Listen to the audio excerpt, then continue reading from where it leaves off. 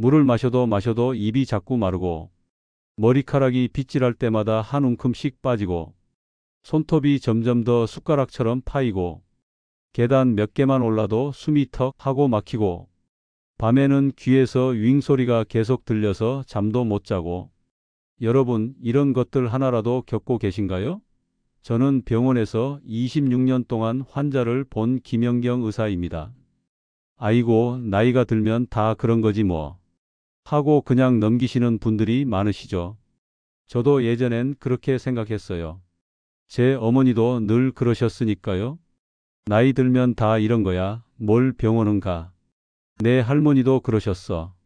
근데 말이죠. 우리 어머니가 어느 날 갑자기 쓰러지셨어요. 그때서야 병원에 모셨더니 놀라운 사실을 알게 됐어요. 이런 것들 그냥 나이 때문이 아니었어요.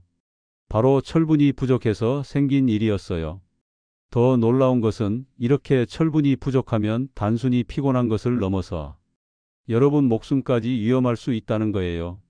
우리 어머니는 다행히 빨리 발견해서 지금은 84세에도 아침마다 공원 3바퀴를 도시는데 주변 분들이 어떻게 그렇게 정정하세요? 라고 물으시면 어머니는 늘 웃으면서 이렇게 말씀하세요. 철분이 비결이야. 자, 오늘 이 영상에서는 여러분이 매일 겪고 있을지 모르는 이런 불편한 것들의 진짜 원인과 이걸 고치는 아주 쉬운 방법을 알려드릴게요. 특히 마지막에 알려드릴 철분 잘 흡수하는 방법은 꼭 메모해 두세요. 제 외할머니도 이 방법으로 95세까지 건강하게 사셨거든요. 시작하기 전 여러분 주변에 이런 증상으로 고생하는 분들이 계시다면 이 정보를 꼭 알려주세요. 지금 구독 버튼과 좋아요 버튼을 눌러주시면 더 많은 분들이 이 중요한 정보를 볼 수 있어요.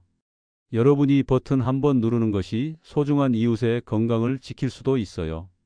이제 가장 중요한 이야기를 해드릴게요. 아마 이 영상을 보시는 많은 분들이 깜짝 놀라실 거예요. 제가 병원에서 지난 30년 동안 만난 환자는 정말 많아요. 그 중에서 가장 안타까운 경우가 바로 철분 부족을 그냥 나이 들어서 그런 거라고 생각하고 그대로 둔 경우였어요.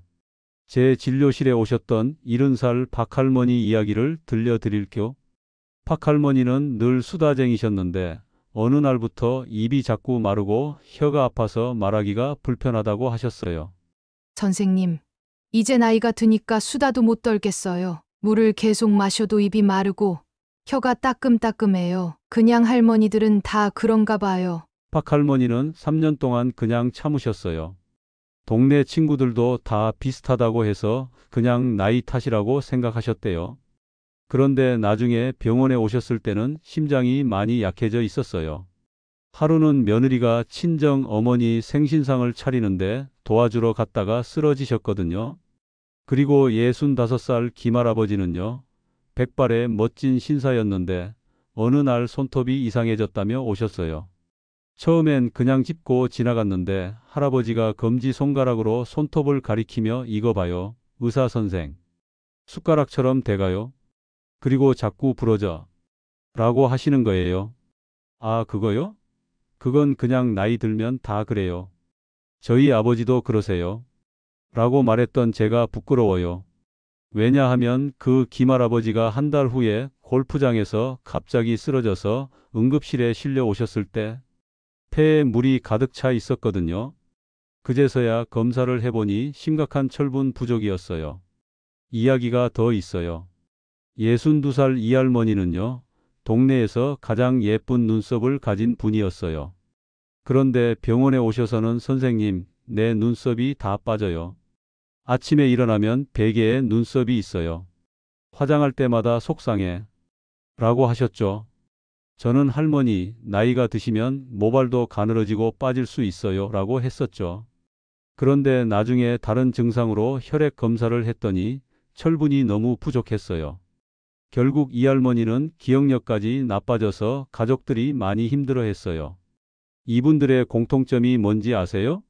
모두 나이 때문이라고 생각하셨지만 사실은 심각한 철분 부족이 원인이었어요. 그리고 심각한 건 그냥 두면 점점 더 나빠진다는 거예요. 철분 부족의 가장 무서운 점은 바로 이거예요. 천천히 조용히 진행되면서 여러분 몸 구석구석에 산소가 부족한 상태를 만든다는 거예요. 병원에서는 이걸 조직 저산소증이라고 부르는데 이 상태가 계속되면 심장은 더 열심히 뛰어야 해서 심장마비 위험이 거의 2배로 높아져요. 생각해 보세요. 심장이 평생 펌프질을 하는데 산소가 부족한 피를 퍼내려면 얼마나 힘들겠어요? 마치 물 대신 진흙을 퍼내는 것처럼요. 폐에는 물이 차고 숨쉬기가 힘들어져요. 그래서 계단 몇 개만 올라도 헉헉거리는 거예요. 일상생활이 너무 힘들어지죠. 머리가 자주 어지럽고 기억력이 떨어져서 치매 위험도 높아져요. 아이고, 내가 또 깜빡했네 하고 웃고 넘기시지만 사실은 뇌에 산소가 부족해서 그런 거예요. 감기에 더 자주 걸리고 상처도 잘 낫지 않아요.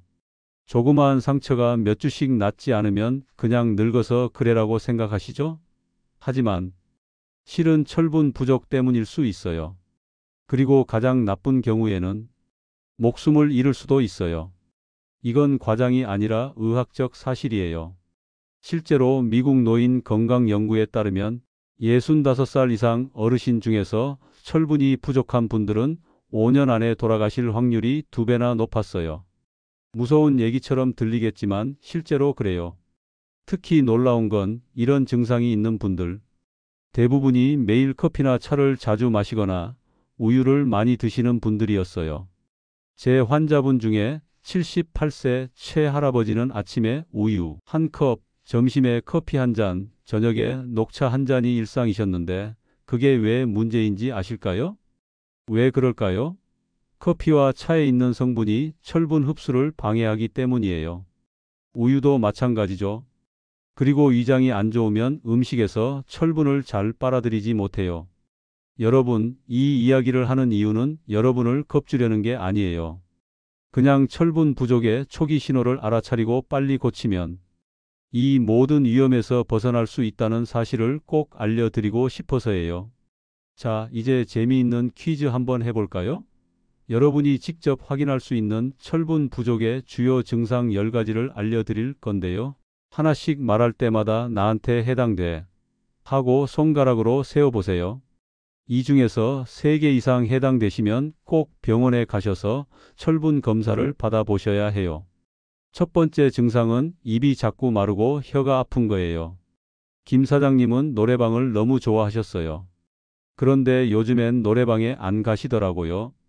왜 그런지 물었더니 물을 계속 마셔도 입이 마르고 혀가 아파서 노래를 못 부르겠어라고 하시더라고요. 이건 마치 땅이 메말라 갈라지는 것처럼 철분이 부족해서 입안의 피부가 약해진 거예요. 여러분도 물을 자주 마시는데도 입이 자꾸 마르고 혀가 따갑고 입술 가장자리가 자꾸 갈라지나요? 첫 번째 손가락을 들어보세요. 두 번째 증상은 손톱이 이상하게 변하는 거예요. 저희 병원에 오시는 이 할머니는 늘 예쁜 매니큐어를 바르고 오셨어요. 그런데 어느 날 선생님, 요즘 매니큐어를 못 발라요. 손톱이 이상하게 변해서 라고 하시더라고요. 보니까 손톱이 숟가락처럼 가운데가 파이는 모양으로 변했더라고요. 철분이 부족하면 손톱이 이렇게 변해요. 마치 평평한 땅이 갑자기 움푹 패인 것처럼요. 손톱이 쉽게 부러지고 세로로 줄이 생기기도 해요. 세 번째 증상은 머리카락이 많이 빠지는 거예요. 박 선생님은 늘 자랑스럽게 자신의 머리카락을 빗으셨어요. 내 나이에 이만한 머리숱 가진 사람이 어디 있어? 라고 하셨죠. 그런데 어느 날부터 이상해요. 빗질할 때마다 한 움큼씩 빠져요. 이제 미용실 가기도 창피해요 라고 하시더라고요. 이건 그냥 나이 들어서 머리가 빠지는 것과는 달라요. 철분이 부족하면 머리카락 전체가 가늘어지고 심하면 눈썹까지 빠져요. 마치 오래된 인형의 머리카락처럼요. 머리빗을 보면 머리카락이 많이 있나요? 손가락을 들어주세요.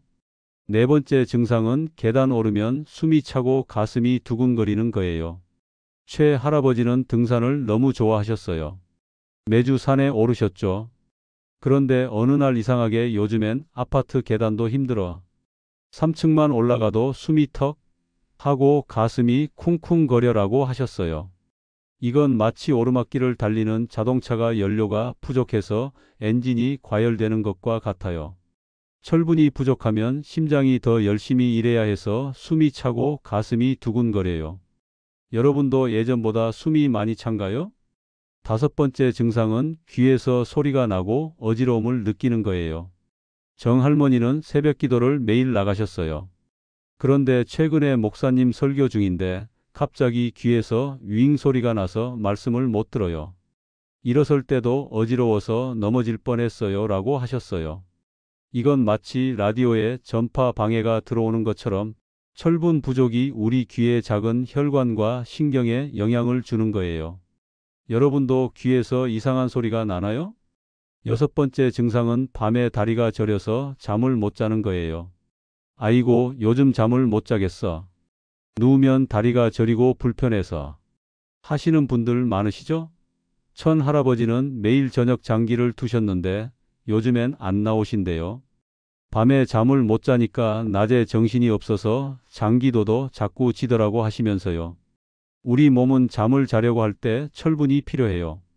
마치 자동차가 밤에 주차할 때 브레이크가 필요한 것처럼요. 철분이 부족하면 다리가 저절로 움직이고 불편해서 잠을 못 자요. 여러분도 밤에 다리 때문에 고생하시나요? 일곱 번째 증상은 감기에 자주 걸리고 상처가 잘 안 나는 거예요. 요즘 애들 감기가 유행인데 할머니만 자꾸 걸리네요? 했더니 이 할머니가 그러게 말이야. 나만 걸리니까 손주들이 안 와. 할머니한테 없는다고. 라고 슬퍼하셨어요. 게다가 요리하다 살짝 베인 상처가 3주가 지나도 안 낫는다고 하셨죠. 철분은 우리 몸의 수비수예요. 병균이 들어오면 막아주는 면역 세포들이 철분 없이는 제대로 일을 못해요. 마치 전투에 나가는 군인들에게 무기를 안 준 것과 같죠.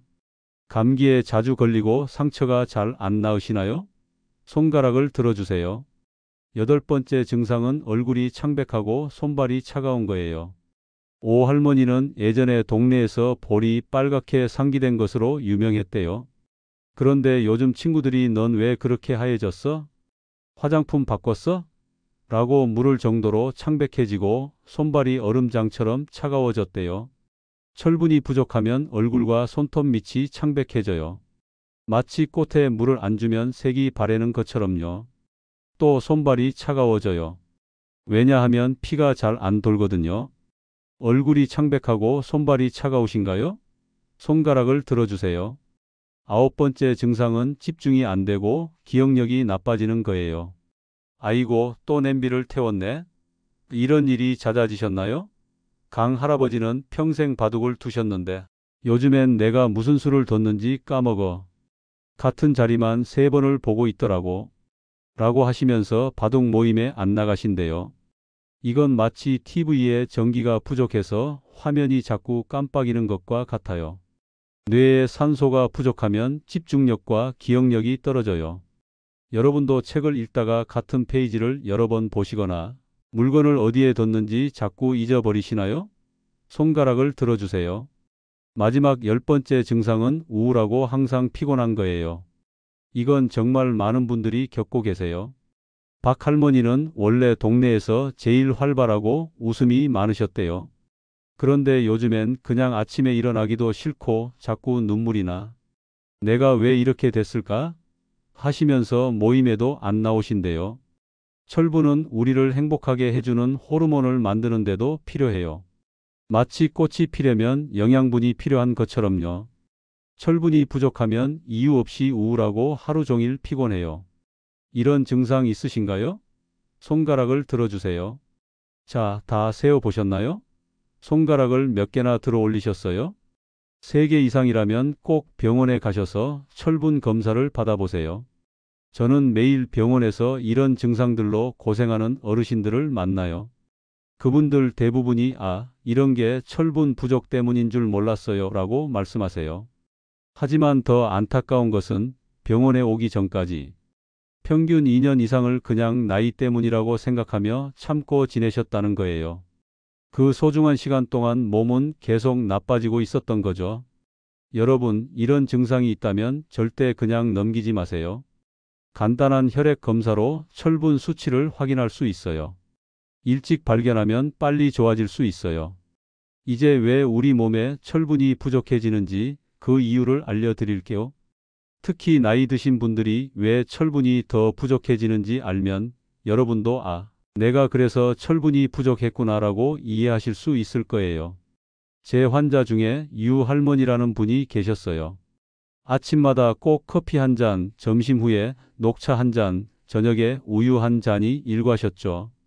의사 선생님, 저는 건강에 신경 쓰는 편이에요. 커피는 혈액순환에 좋다고 해서 마시고, 녹차는 항산화제라 마시고, 우유는 뼈에 좋으니까 마시죠. 그런데 유 할머니가 철분 부족 증상으로 오셨을 때 검사 결과를 보고 깜짝 놀랐어요. 철분 수치가 정상의 절반도 안 됐거든요. 왜 그랬을까요? 첫째, 우리가 매일 마시는 음료가 철분 흡수를 방해해요. 커피, 차, 우유. 이 세 가지가 바로 철분 도둑이에요. 마치 은행 강도처럼 우리 몸의 철분을 훔쳐가는 거죠. 커피와 차에 들어있는 성분이 철분 흡수를 최대 60%까지 막아요. 생각해 보세요. 식사 때마다 커피나 차를 마시면 먹은 철분의 절반 이상을 그냥 버리는 셈이에요. 제 환자 중 한 할아버지는 아침에 꼭 커피 한 잔 안 마시면 머리가 아파요라고 하셨는데 그분의 철분 수치도 많이 낮았어요.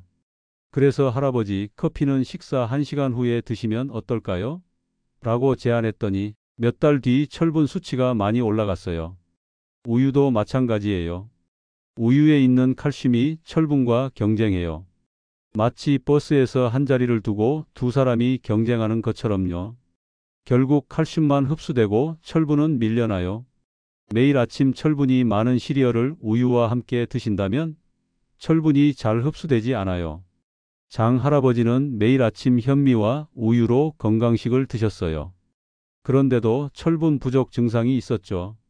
왜냐하면 현미에 있는 피틴산과 우유의 칼슘이 철분 흡수를 방해했기 때문이에요. 둘째, 나이가 들면 위액이 줄어들어 철분 흡수가 어려워져요. 여러분, 나이 들면서 음식 소화가 예전보다 안 되는 것 느끼시나요? 예전엔 돼지고기도 잘 먹었는데 요즘은 소화가 안 되라고 하시는 분들 많으시죠? 그건 위산이 줄어들었기 때문이에요. 마치 세탁기에 세제가 부족하면 옷이 깨끗이 안 씻기는 것처럼 위산이 부족하면 음식에서 철분을 뽑아내지 못해요. 정 할아버지는 속 쓰림이 심해서 위산 억제제를 10년 넘게 드셨어요. 이거 안 먹으면 속이 너무 쓰려서 잠도 못 자요. 하셨죠? 어느 날 다리에 힘이 빠져서 병원에 오셨는데 심한 철분 부족 상태였어요. 위산을 줄이는 약을 오래 드셔서 철분 흡수가 안 된 거였죠. 셋째, 만성질환과 약이 철분 부족을 더 심하게 만들어요. 당뇨병, 고혈압, 관절염 등 나이 들면서 생기는 여러 병들도 철분 흡수에 영향을 줘요. 특히 몸에 염증이 있으면 철분이 제대로 작용하지 못해요. 이 할머니는 관절염 때문에 매일 아스피린을 드셨어요. 그런데 이런 약들이 작은 출혈을 일으켜서 철분 손실을 늘릴 수 있어요. 마치 물통에 작은 구멍이 생겨서 천천히 물이 새는 것처럼요. 넷째, 여성 어르신들은 철분 부족 위험이 더 높아요. 여성분들은 폐경 전까지 매달 월경으로 철분을 많이 잃었잖아요. 그래서 이미 철분 저장량이 적은 상태에서 노년을 맞이하게 돼요. 박 할머니는 젊었을 때부터 월경향이 많았대요. 그때는 보약도 못 먹고 지냈지. 하셨죠. 그러다 보니 70대가 되어서도 철분 저장량이 적었고 결국 심각한 철분 부족이 생겼어요. 이런 사례를 보면 우리 어르신들이 철분 부족에 취약할 수밖에 없는 이유가 너무나 많아요. 하지만 이런 요인들을 알고 조절한다면 얼마든지 예방하고 좋아질 수 있어요. 그런데 요즘 슈퍼마켓 가보면 건강에 좋다는 식품들이 얼마나 많아요? 그 중에서 진짜 철분에 좋은 음식은 뭘까요? 이제 그 해결책을 알려드릴게요. 이제 가장 중요한 해결책을 알려드릴게요. 철분 부족을 고치고 예방하는 가장 좋은 방법은 바로 똑똑하게 음식 먹기예요. 먼저 철분이 많은 9가지 음식을 소개해 드릴게요. 첫 번째로는 굴, 홍합, 조개류가 있어요. 해산물은 몸에 잘 흡수되는 철분을 가지고 있어요. 특히 굴 100g을 먹으면 하루에 필요한 철분의 70%를 얻을 수 있어요. 우리 옆집 황 할머니는 일주일에 2번씩 조개탕을 드신다고 하셨어요. 그래서 그렇게 정정하신가 봐요. 일주일에 2~3번 해산물을 식단에 넣으면 큰 효과를 볼 수 있어요. 두 번째는 소간이에요. 철분 창고라고 불리는 소간은 100g만 먹어도 하루에 필요한 철분의 4배를 얻을 수 있어요. 아이고, 간은 비린내 나서 못 먹으라고 하실 분들 많으실 거예요. 저희 어머니도 그러셨는데 양파와 함께 볶으면 비린내가 많이 사라진대요. 일주일에 한 번만 소간을 드셔도 철분 부족을 크게 개선할 수 있어요. 세 번째는 붉은 고기예요. 소고기, 양고기 같은 붉은 고기는 흡수가 잘 되는 철분을 많이 가지고 있어요. 특히 우리 몸에서 잘 흡수되는 형태의 철분이라 효과적이에요. 김 선생님은 일주일에 한 번 소고기를 드신 후로 얼굴색이 많이 좋아지셨어요. 네 번째는 닭고기와 오리고기예요. 닭 다리와 오리고기도 철분이 많아요. 다른 고기보다 가격도 싸서 경제적이에요. 저희 동네 이 할머니는 닭발 조림을 자주 만드셨는데 그게 철분 보충에 도움이 됐나 봐요. 항상 이웃들 데려다 같이 드시는데 다들 건강하시대요. 다섯 번째는 호박씨예요. 식물성 식품 중에서는 호박씨가 철분이 가장 많아요. 호박씨 30g 딱 한 줌만 먹어도 하루에 필요한 철분의 20%를 얻을 수 있어요. 저희 아버지는 항상 주머니에 호박씨를 넣고 다니시면서 심심할 때마다 드셨는데 그래서 늘 건강하셨나 봐요. 간식으로 하루에 한 줌씩 드시면 좋아요. 여섯 번째는 퀴노아예요. 슈퍼푸드로 알려진 퀴노아는 일반 쌀보다 철분이 2배 이상 많아요. 밥 대신 퀴노아를 드시면 철분 섭취량을 자연스럽게 늘릴 수 있어요. 퀴노아가 뭐요? 하실 수도 있지만 밥처럼 씻어서 밥솥에 넣고 물만 조금 더 부어서 밥 짓듯이 하면 돼요. 요즘은 마트에서도 쉽게 살 수 있어요. 일곱 번째는 건포도예요. 달콤한 건포도 100g에는 하루에 필요한 철분의 15%가 들어있어요. 할아버지들 모임에서 술 안주로 땅콩 대신 건포도를 내놓았더니 처음엔 투덜거리시더니 나중엔 더 달라고 하셨대요. 간식으로 드시거나 시리얼에 넣어 드시면 좋아요. 여덟 번째는 시금치와 브로콜리예요. 녹색 채소 중에서는 시금치와 브로콜리에 철분이 가장 많아요. 또한 비타민C가 많아서 철분 흡수를 도와줘요. 저희 이모는 매일 아침 시금치 무침을 드셨는데 80대가 되어서도 빈혈 한 번 없으셨대요. 아홉 번째는 다크초콜릿이에요. 달콤한 약이라고 할 수 있는 다크초콜릿은 카카오 함량이 70% 이상인 걸 말해요. 이걸 100g 먹으면 하루에 필요한 철분의 25%를 얻을 수 있어요.